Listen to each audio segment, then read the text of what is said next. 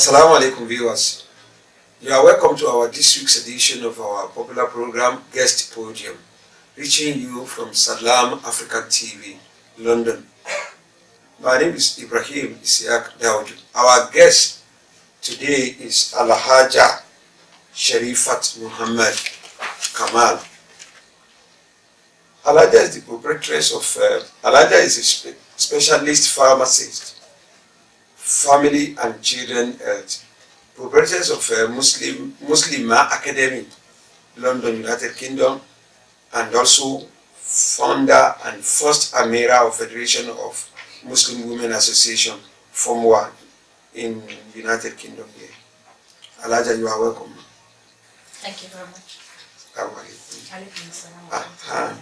Alhaja, we want you to please kindly give us a little bit information about this establishment that is the Muslima and the Form 1.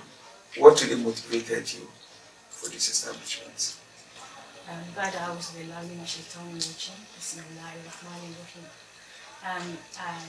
The Federation of Muslim Women Association in the UK, it was formed as a view of our women in UK needing a platform so that they can enjoy the feed of dawah exclusively for women, in a way that we can arrange programs that fit the families, we can arrange programs that fit the women, and we can arrange programs that will support the whole community in terms of the coming through the women approach.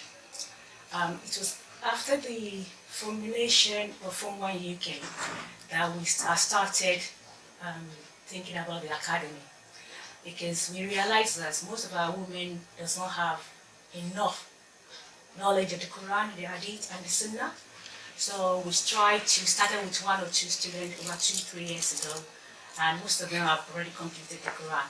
So a couple of months back, we just started to expand the academy, and we started it as a full-blown.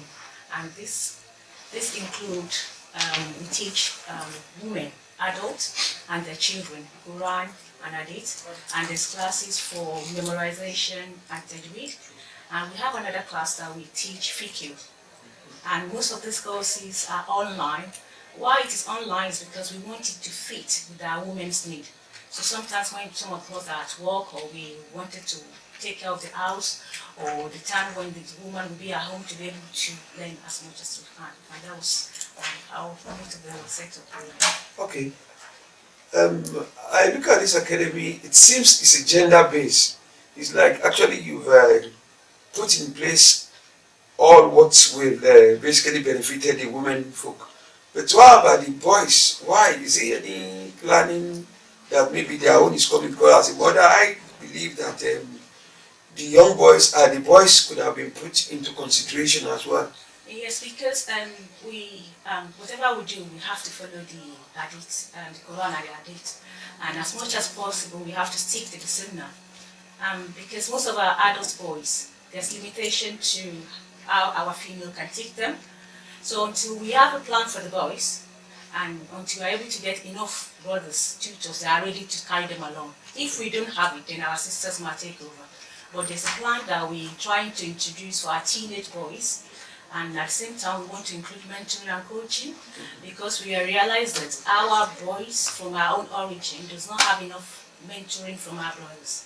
And because of the way the community is set up, the work schedule of our brothers is tight, and the way they work is so tight. And so we wanted to match a way whereby we can work together with them and bring up these boys and they can be role models as the way our brothers are. Okay, thank you very much.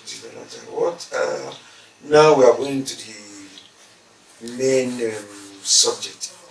Our topic this week is what is the reason behind the collapse of marriages, especially in diaspora? It's a very common phenomenon whereby you see couples breaking up, home breaking up. Recently in January, I think I remember, January to be precise, there are a number of killings of young boys, especially of the black ethnic minority. And majority of the victims, they came from parents. The word, let me use the word of the media, broken home. Now let us look at the institution called marriage. What is marriage? And is marriage compulsory according to Sunnah?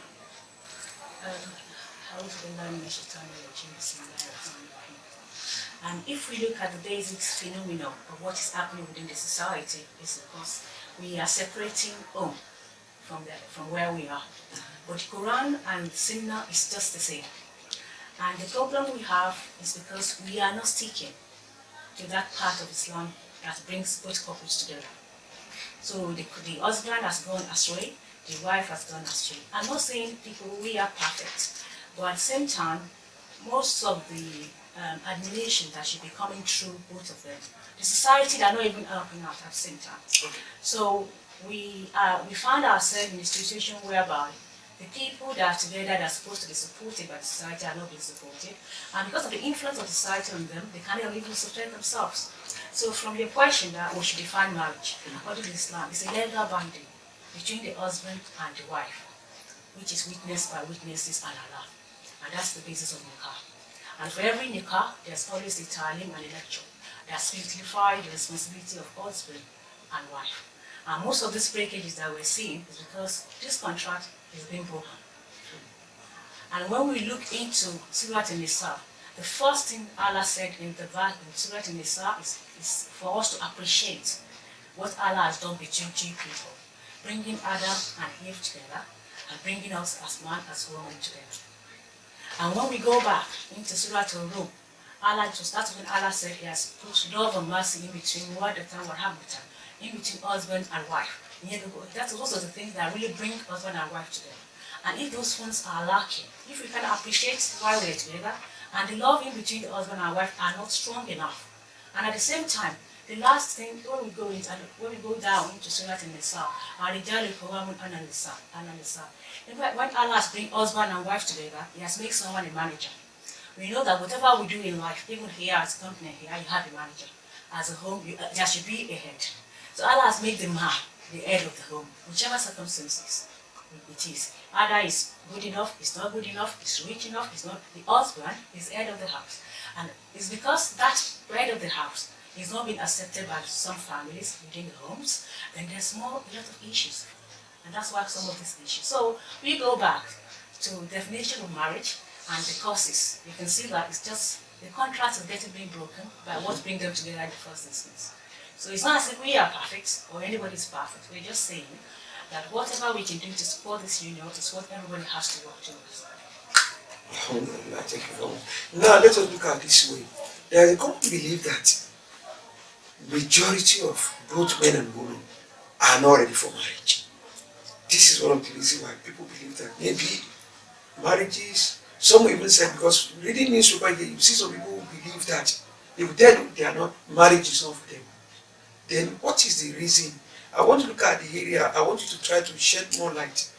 As Allah was born, and a compulsory marriage for couple. Marriage, Rasulullah said, marriage is for men.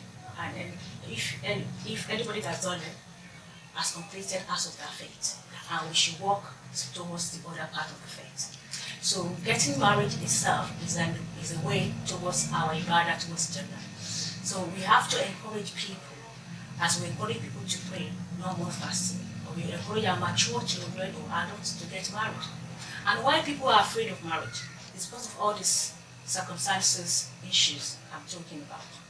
And the problem for them not to get married is the same, it's worse than them to get because Allah said in the Holy Quran, a man, we can't expect a matured man to continue to live without a wife. He will fall into all those circumstances things that Allah said we should not do, which is where marriage itself prevents the man and the woman from being from raising themselves or committing zina or adultery.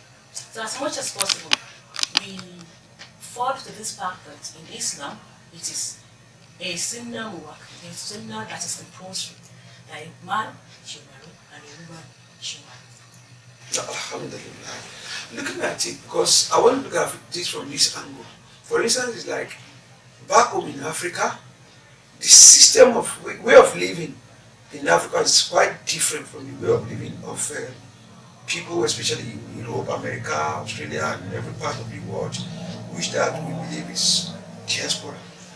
In Africa, although of recent, there's some kind of a crisis whereby people hear such a thing, but it's very common. What I'm saying is that is our people adopting the style of the Western world, or what is the main reason behind it? I think I'd rather be positive about the situation. We can move into an area whereby we will not say that our people, we will say the cause. Why? The cause of these issues. For example, when we say it's not because they are in Western world, or it's because they are not adapting to where they're coming from. It is the environmental effects that is affecting everybody. For example, the man used to leave home in the morning to go to work. The wife has to work. Even after working, they don't have enough resources to support the family. The money is not enough. They don't have time for themselves. The children, they don't have enough time to take care of themselves. And it's not the cause of the husband, it's not the cause of the wife. It's just that there's not enough support. And that is why it is advisable after some counseling lectures and supporting men. Husband and wife has to continue to review each other. They have to continue to talk. They have to continue to admonish each other, and they have to pray together. All the community effort, mosques everywhere that we go, they have to go together, they have to pray together. Because one thing that we have to realize is even from onset, they come from different backgrounds, they come from different villages, they come from different fathers and mothers, so they still learning to live together as a couple. Then they're coming in a society where they don't even have enough to support themselves. So they will be angry, they are not happy, and within the community they will not even have enough to say, okay, maybe someone has, this person has a car, my husband doesn't have a car. Or this lady in the mosque, maybe we do a lot of celebration, women, one can buy a clothes, the other one cannot afford it, because her husband is not earning enough. So all those things are societal influences that causes all these things. So I would not say it's them coming to the Western world. I would say the environment is not supporting enough the nucleus home. And I think as much as possible, as I said, husband and wife has to continue to come together to review their relationship and solve issues that need to be shown, that needs to be solved. And most importantly, we have to pray. Looking at this issue, because as I said earlier, this is something common that we hear about it on a number of occasions. Now, the children, you've been a specialist in the area of family and children. And looking at it, I believe that children are the one that affected most in this issue. Is there any way that these kind of things could be stopped? Or perhaps, I'm sure I think, from my own opinion, because all of us, we are learning and we are human beings, we according to Quran, we normally forget things and we're not perfect. Everybody will continue to make ourselves perfect every day. So when we look into the children, everything still comes from the parents. And may Allah continue to have mercy on all of us. So nobody is perfect and nobody can do it well. We can't say we cannot be wronged, or we can't say I am the best person to be in this position. I'm just lucky to be person in the place, and that person can come and make it better. And that's the way life is. So we have to look in a situation whereby how do we support a couple in crisis, which we don't have at the moment in our system? How do we realize there's a problem going within our husband and wife? How do our imams, our Muslim leaders, our brothers support a home that have crisis? For example, the husband cannot afford to pay the rent. He can't afford to buy food for his wife. He can't afford to pay for the children. And the wife is very, very touchy. So if anything happens in that relationship, whose fault is it the wife's or the husband? So they found themselves in a situation whereby they might not be able to cope. And unfortunately, the society will not see the problem, and they might not be able to solve the problem, and they might hurt it. So the best thing we can do to support children is to support the parents to be able to support their children. We support them spiritually by encouraging them to live the way Allah subhanahu wa ta'ala said we should live. by supporting them, by knowing exactly that this person in my community, and this person needs this thing, how can I help this particular person? This is my brother, I know him every day. He comes with his car, and I didn't see him with the car anymore. I should be able to ask him, my brother, where is your car? I see this couple together with his husband and his wife. I didn't see the wife with him anymore. I should be able to ask, where is the wife? So all those things, we have to find out a way of getting to know when people have problems and how we can support as a community, as friends, as families. And when we bring the couple together, then we'll be able to support the children. But we can, those children, when we look at the children that maybe are circumcised and they're out of the home now and they need help, then it's a community issue. We still have to come to support them. But the basic still remains the fact that we have to stay with Allah. We have to use the word of the Quran that brings us together to rule our life, to control our life, and continue to evaluate and see how we're doing. Are we doing better? Are we doing worse? How can we make ourselves better? How can we make our community better? How can we make our friends better? Because Rasulullah said, the brotherhood is like a whole person. If one part of it is not well, the whole body is not well. So we're a community of one single soul. We should be able to support as much as we need. May Allah make it easy for others. Allahumma ameen. Having said that, in the beginning of the program, while I'm making the introduction, I do mention about the recent killing of young blacks of ethnic minority, and majority of them, I believe, they are from Nigeria. And is there any measure that organizations, Muslim organizations, could adopt that could eradicate the breaking homes? Especially because people believe that the factor that led to this is that majority of these children, majority of these victims, these children, many of them, as I said earlier, came from a broken home, as the word you use, and their mother were unable to undo or control them. Is there any lecture or perhaps that the organization like Form 1 or any other women organization can put in place to talk to women, for them to know that, okay, where these lapses occur, the children are always the victims? I would say they find themselves in a situation they didn't create for themselves. And at the same time, I will not say it is the fault of the parents, as I said earlier on. It's just the fact that everybody found themselves in a situation they didn't want.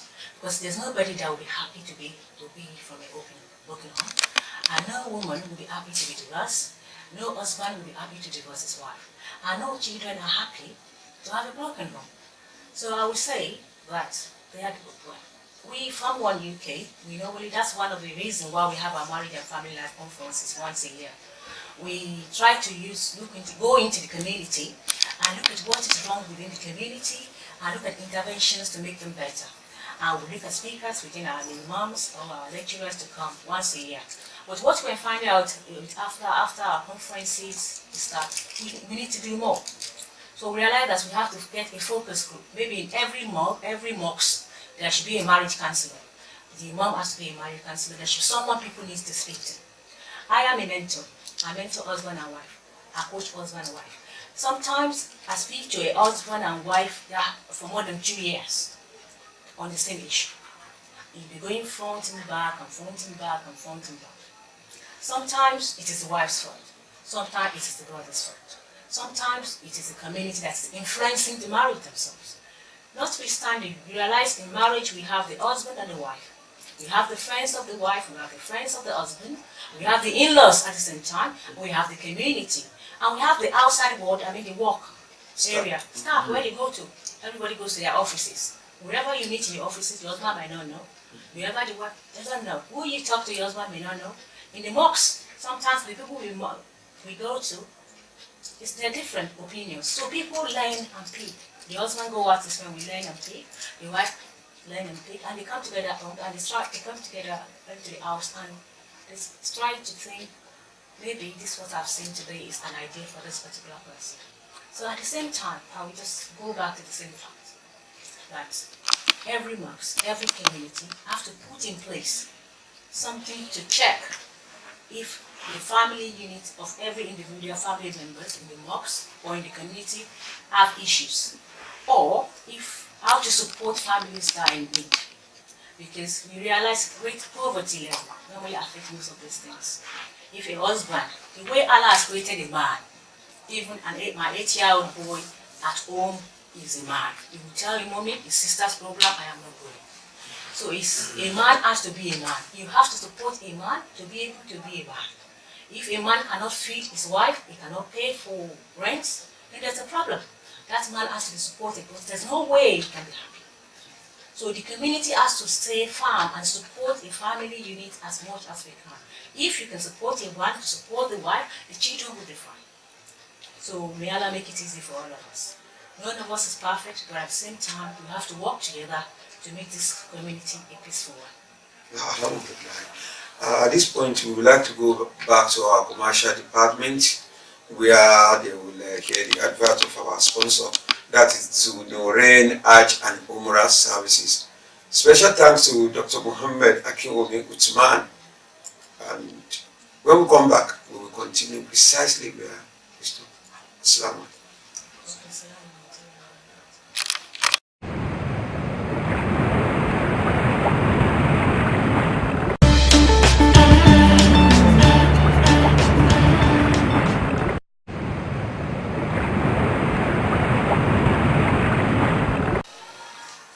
Assalamu alaikum. Welcome back. Assalamu alaikum.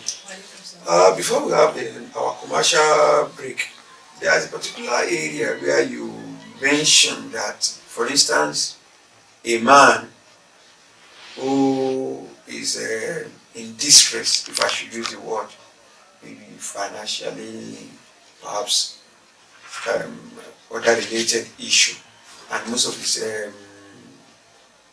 own role as a father, that person find it extremely difficult to cope. You do mention that those kind of people, they really need it. But with our society, it's like some people, they don't say it out. Is that also part of the crisis? I would say it's normal that we can have stigmatization, that people feel they're ashamed to say, okay, I need help, which is fine for a man. It is, because a man will not come out and need something. Well, I think it's just part of the community to know. I mean, there are signs and symptoms that you know that these people need help. For us, if we want to be honest within ourselves, we know people that need help. And we know people that are closer. The best people to handle this, maybe the imams or the nationals or the leaders of the faith community, is to know that these people, because the man is the manager, just like manager of a hospital or the director of a place. If they don't have enough resources, they can't perform. There's no way a man can perform if he doesn't have enough resources. And there's no way a woman will be happy in the home if the man is not there to support. And there's no way a man that is being supported by a woman doesn't feel happy. So the way the community has to look at it is you have to put confidentiality in place. What I mean by confidentiality is that if a man, we know that this person has a problem, I don't have to tell you. To support this man, I don't have to tell you. For anybody to support me, you don't have to tell anybody. Maybe everything should go through Imam, and we know that there's confidentiality in place, and this particular person needs help, and we do that. So that when they come to the mosque or they come to the community in the next, nobody will look at them and say, oh, this person doesn't have money, this one doesn't have food. I was the one that gave him money yesterday, I was the one that gave him back. And the community, we don't like it. We don't want to be looked down upon. Everybody wants to have a great self-esteem. So to support the self-esteem and to support them as well, we have to know that whatever we give, even Sunnah, whatever you give with the right hand, you don't allow the left hand to know. So one of the things I would have to do as much as say, look at this broken home. We know a man that needs help, that needs job, that needs this, that needs clothing, and you can see the wife, you can see the children, you know there's a problem somewhere. So just extend that hand to support. So that is the way I looked at it. if we put it in place in our community and put confidentiality in place, that nobody knows that this person is begging for food or doesn't have enough, then we should be able to help the little people. And once we can do something of this little around that place, we should be able to solve some issues. May Allah make it easy for all of us. Alhamdulillah. My next question is going to go into this area whereby many people had complained, and in some area, in some residential areas, one had seen it, or perhaps something that is very common, like for a woman to call the police for her husband. Unlike in Africa, whereby men could exercise their authority at home, like for instance, discipline their children, or perhaps even if they are kind of I can't use the word control, or be in charge, be in control, that okay, you can tell the wife not to go to party, where are you going to? No, don't go. Over here, except some few women who strongly believe that, okay, this is my matrimonial home, whatever my husband says, come first. Then many women, they themselves, it has become something, it has become, general known that, okay, some women deliberately, they want to live alone on their own and be in control of their own children. I could remember there was a particular day I had a woman, we were advising, and she said it, she said she doesn't want husband, only what she wants that she needs children and she knows how to get her children. Oh, sure. So what are the measures that can be put in place to check this, or perhaps to stop this from happening?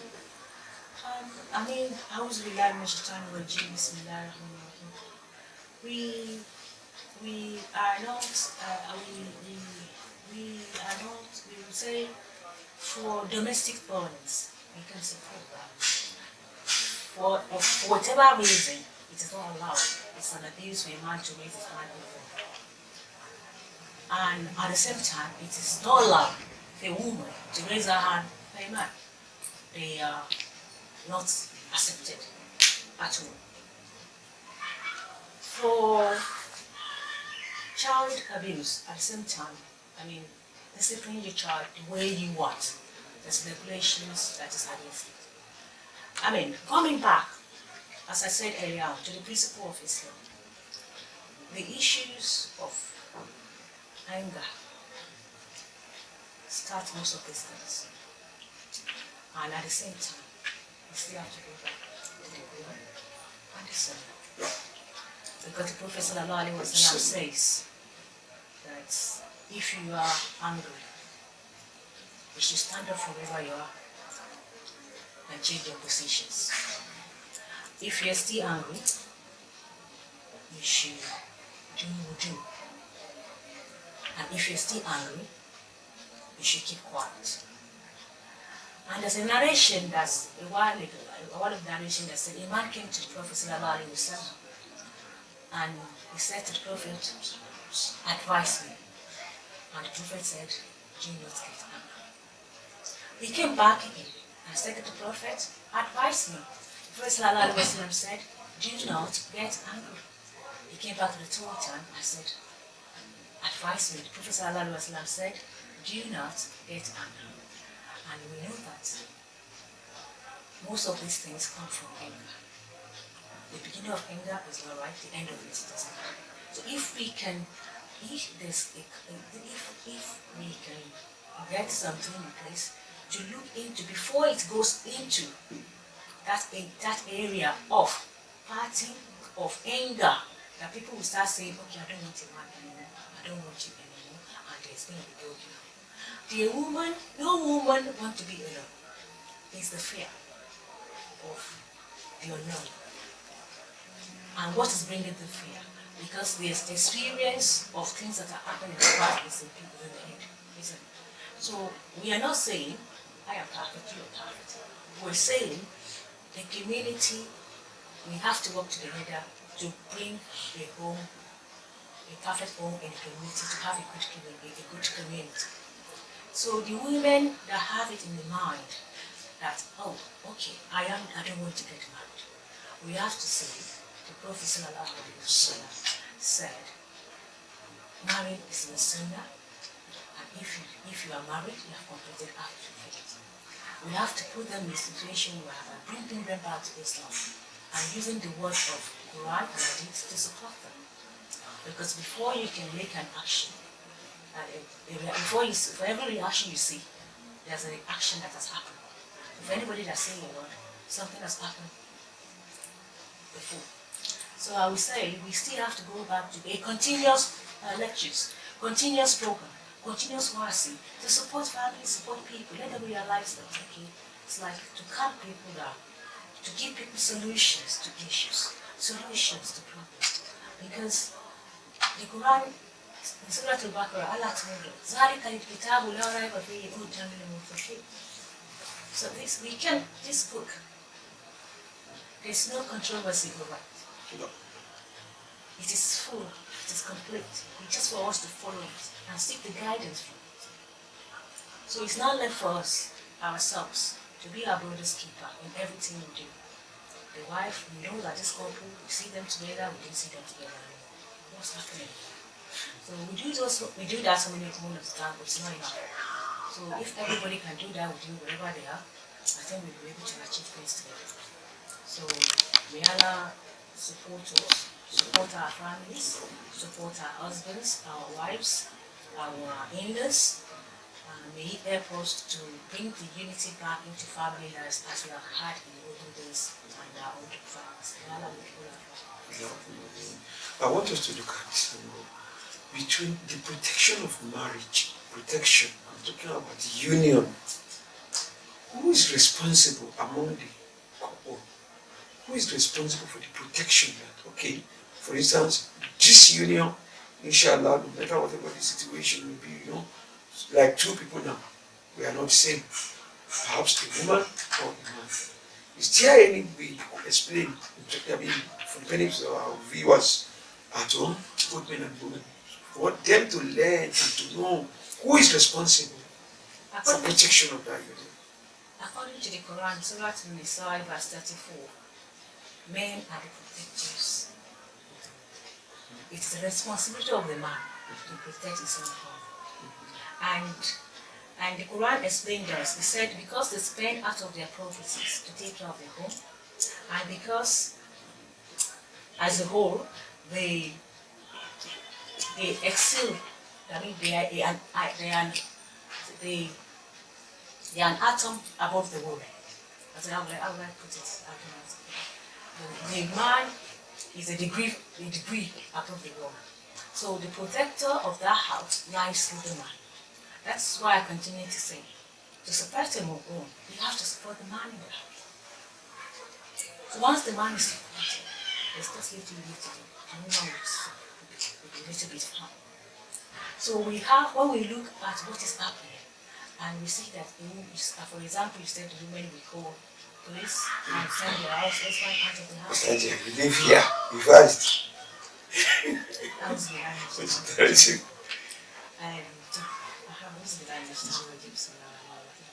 we've heard and we've seen the reason why a woman would pick a fool and say, this is the man that I have my children for and you should leave the house. It's because you feel the man, there's something wrong somewhere. And that's the reason why we have to find. And it's the fact that that man needs support from someone. Because when we say woman, Sister Allah said, woman is created from the rib. We're not complete. I used to say sometimes when most of our programs are running late, and I say to brothers, come, we have some meetings to do. We're not complete. And I'm sorry to say this, my husband knows. I forget things. There's so many things. He said, I'll give you a list. You have not finished it. I don't finish the list. And there's so many things I can't do. So we just women. We just women. And we can only do what women can do. But it can become frustrated to some women if they don't feel that they've been supported. And if a man cannot support, what can he do? He can't do it. If he doesn't have, he doesn't have. I've seen a situation whereby the man doesn't have, the woman knows that the man doesn't have, but she just continues to. in that situation, you have to just find a way of supporting her. Because she can't understand why her husband doesn't have it. In fact, she believes her husband has and is hiding it. I know this man doesn't have a job. The man would say to me, I don't have it. I've worked with so many couples. But what we're saying, at the end of the day, is the fact that for we to be able to support a family, we are not blaming the man, we are not blaming the woman. We want them to come together. We don't want any house to be broken anymore. We want people to be fine. We want the husband to listen to the wife, we want the wife to listen to the husband. And whatever the issue is, we want it to be supported.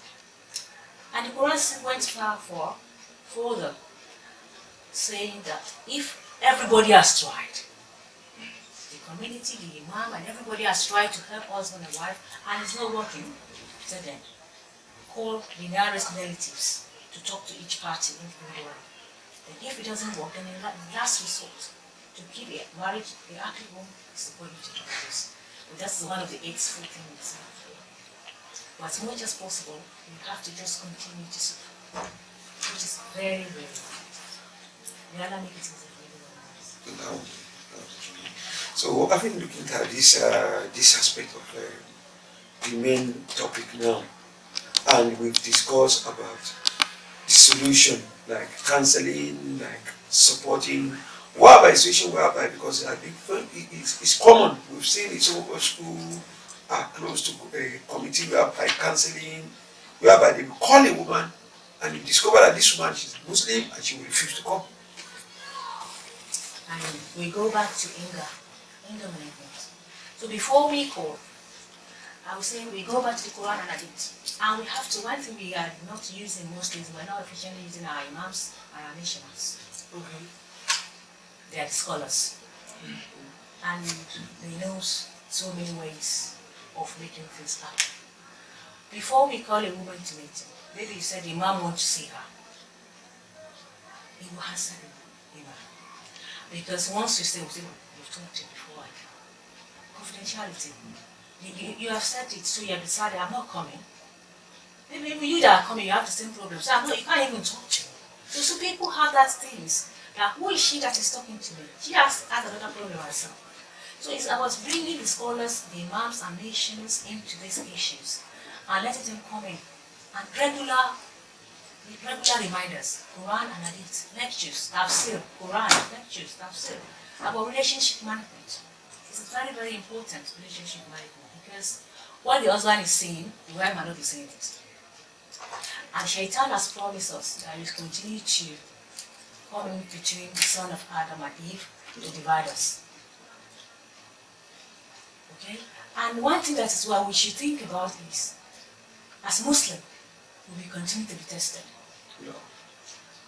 Is either everybody, even me, you, my brother, and when we start sitting down, is either you are being tested at the moment, or you are about to be tested, or you just been tested. For every circumstances you find yourself, Allah is testing you on a particular thing. So when we look at couples, we look at them as, okay, maybe there's an issue, let's see how we can support the work of Allah with this people. So it's a roundabout thing, it's a clockwise, it never ends. So we have marriage conference once a year from UK, just once a year. And we know that so many questions comes at the end of the year, and we've up to now we've not been able to answer so many questions because we don't have to. So our proposal now is to communities that every asalatu, every group should have a marriage counselor, a marriage event where people have to listen. Even the children, the parents has to know the rules of Surah Al-Luqman to pass on to their children. Every husband, every wife should know the rules of Surah Al-Luqman to pass to their children.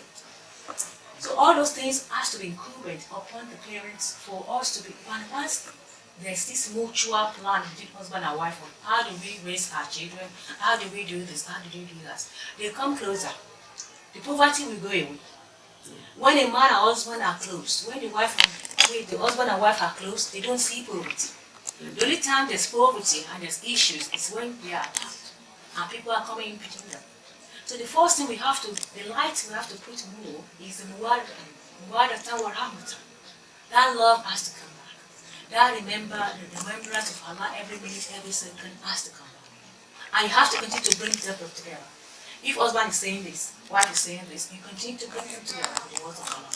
And that's one thing that can bring peace and unity of our community. I'm not perfect. I'm not saying I'm perfect. I'm not saying I have a best relationship. But I'm saying the word of Allah can make things perfect. We only make all of our affairs easy for us in everything we do. Actually, thank you very much indeed for this issue. You've actually addressed it perfectly as one would expected. But now, I want you to address women, like giving them advice, because this program is very popular among women.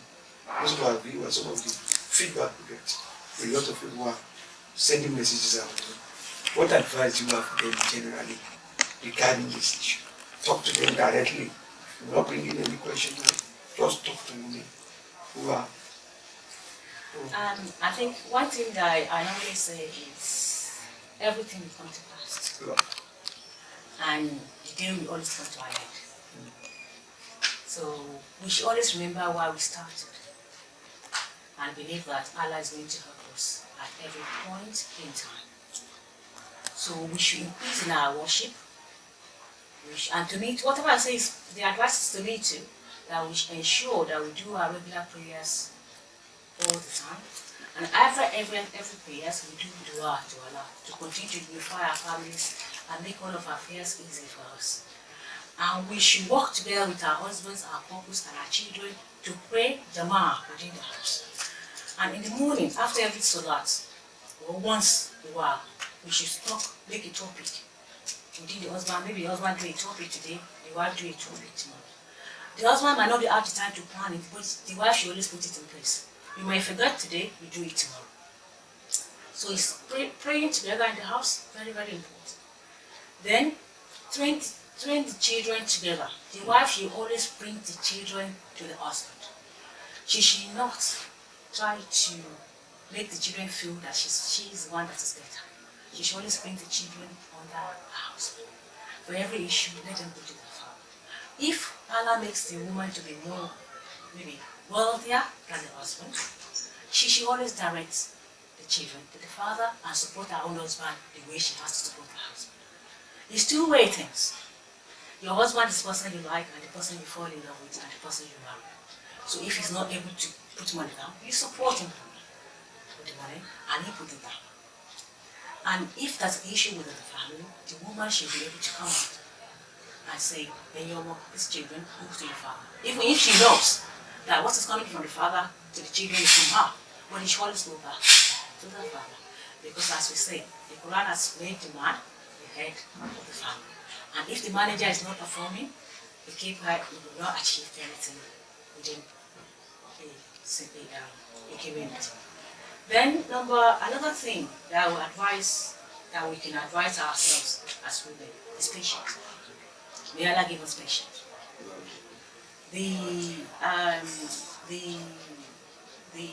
My mom would say the market. Okay. The market that Allah has given to the women is enormous, it's big within our household. So she learned to be patient in everything that happens, and she learned to keep the good company. And the company of the people that fear Allah, the company of people that wish Allah, and the company of people that knows when things are wrong and when to call people to order. And the last thing I need to say is that the woman and her husband should support the community together. They should work together. They should talk together. I know a friend of mine that says to me, we used to have a couple that have issues. Another said, I'm not going to talk to her. And we said to the sister, if he's not talking to him, to you, you talk to her. Someone has to take it up. I'm not saying it's everything with the sisters, with the women, but I would say it's the women that can pray a good, better role. The women has the power to be patient. And the women can use the ikma they have to spend £5 and the world will think that they're spending 5 million. So I would say with my statement that we understand what we are going through, and we know what we go through, and we know what we see and we don't talk about, and we know what we see and we continue to cover. But at the same time, we pray that Allah reward all of us as women. We pray Allah reward us with our patience. We pray Allah bless our children.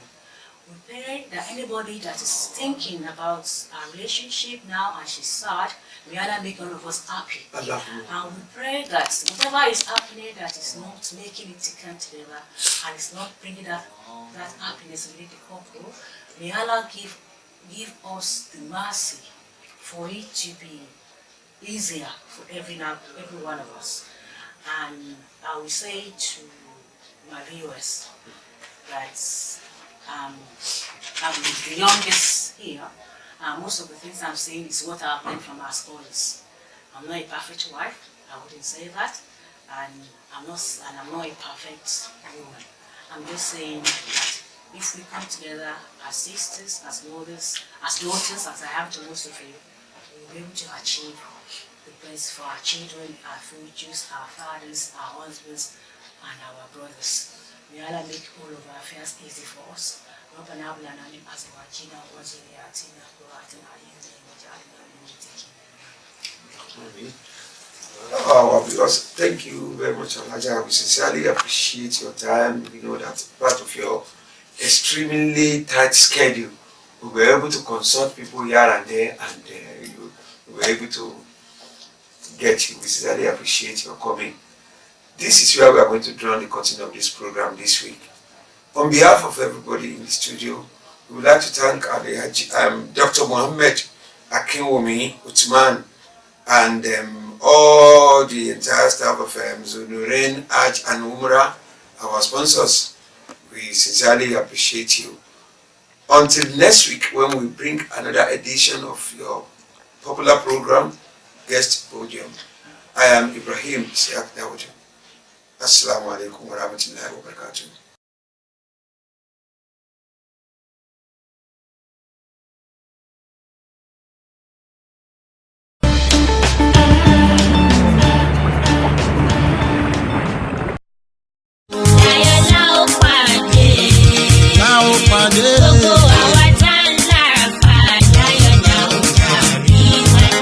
èyí tẹ́ láàdéyàn ìrìn àjò mímọ́ umura lọ́jọ́ mẹ́wàá tó gbẹ̀yìn nínú oṣù àwẹ̀ Ramadan ọdún yìí ẹ tara ṣàṣà tọ̀ ojúlówó amúnirìn àjò mímọ́ tó tó gbangba sùn ló yẹ lọ Zunurin umra ni mò ń pèrè o ìwọ ọmọlúàbí àṣepé iṣẹ́ tí ó fini lọ́kàn balẹ̀ pẹ̀sẹ̀ ní Zunurin umra fi pegedé àwọn àáfàá tó dáńtọ́ ni ó darí yín lọ́dọ̀ Zunurin umra wọ́n fún yín ní ibùgbé bí ààfin ọba nítòsí haram ṣísẹ̀ntẹ̀lé sí ní ètò ziyara tí wọ́n fi mú yín dé àwọn àyè àṣẹ má ní gbàgbé dhikri wáàsí àti ìtọ́jú wọn ò lẹ́gbẹ́ kódà láti pápákọ̀ òfurufú lẹ́yìn náà ó ti máa mọ̀ pé pérépéré ni ètò Zunurin umra June 2nd and 3rd ọjọ́ kejì àti kẹta oṣù kẹfà ni wọ́n gbéra nílé June 15 and 16 ọjọ́ kẹẹ̀ẹ́dógún àti kẹrìndínlógún oṣù kẹfà ọdún 2018 yìí ni wọ́n padà sílé bí izinullah àǹfààní san díẹ̀díẹ̀ wà lọ́dọ̀ wọn o fẹ́kùnrẹ́rẹ́ àlàyé ẹ pè aláṣẹ àtòlùdarí iléeṣẹ́ Zunurin umra Dr. Muhammad Nuruddin Akinwumi Uthman lórí ẹ̀rọ ìbánisọ̀rọ̀ yìí +44 0795 025 4342 lẹ́ẹ̀kan sí